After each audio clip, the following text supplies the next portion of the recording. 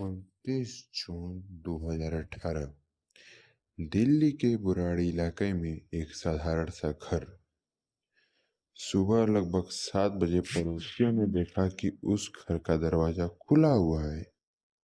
जब अंदर जाकर देखा गया तो जो नजारा था उसे देखकर हर किसी की होश उड़ गए। घर के अंदर एक ही परिवार के 11 लोग छत छत से लटके हुए मिले।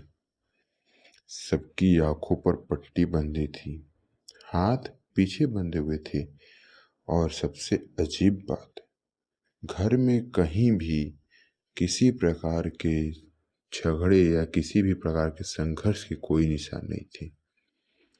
ऐसा लग रहा था जैसे यह सब उन्होंने खुद किया हो।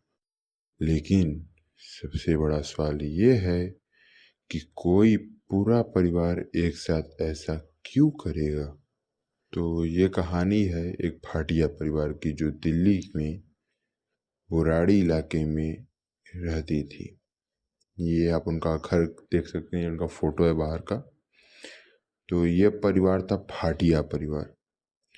दिल्ली के बुराड़ी में इनकी प्लाईवुड की दुकान थी।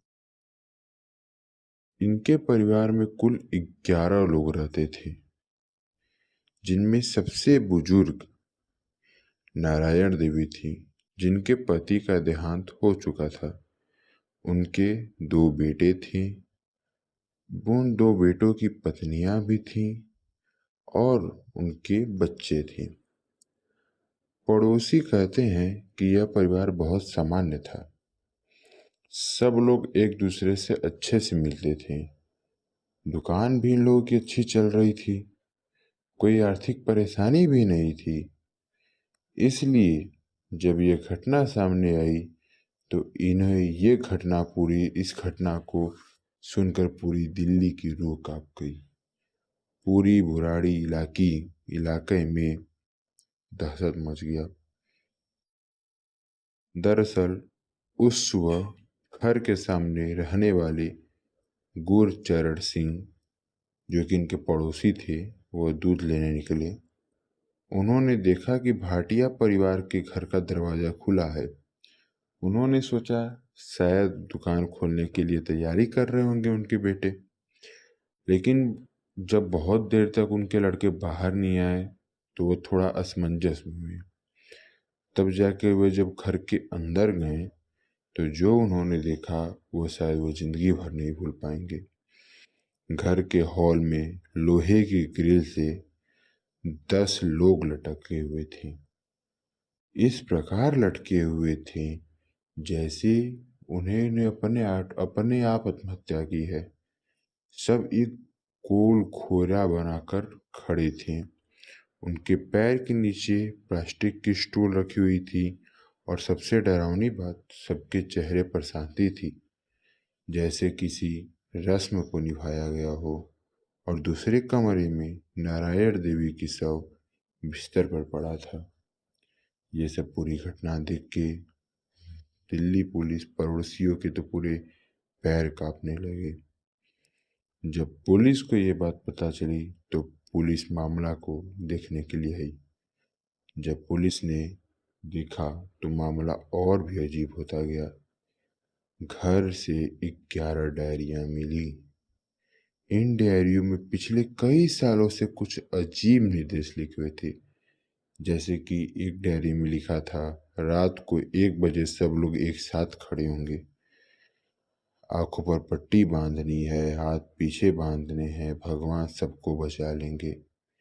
ये देख के ऐसा नहीं लग रहा था कि ये किसी ने कत्ल किया है या किसी ने इनको मारने की कोशिश की है। ये एक अलग ही प्रकार का केस था जिसके देखकर पुलिस की रूह कांप गई थी। पुलिस भी इन सब को नहीं सोच पा रही थी। इन डायरी को पढ़कर पुलिस को ऐसा लगा कि शायद परिवार किसी अंधविश्वास या तांत्रिक प्रक्रिया को अनुसरण कर रहा था, अर्थात फॉलो कर रहा था। बहुत देर की जांच के बाद पता चला कि परिवार का एक सदस्य ललित भाटिया, अर्थात ललित भाटिया जो कि नारायण देवी का लड़का, वो अपने मृत पिता की आत्मा से बात करने की दावा करता था। उसे लगता था कि उसके पिता की आत्मा उसे रास्ता दिखा रही है, अर्थात उसके पिता जैसे भी कर रहे हैं वो सही कर रहे हैं, और वही निर्देश वो डायरी में लिखे जा रहे थे।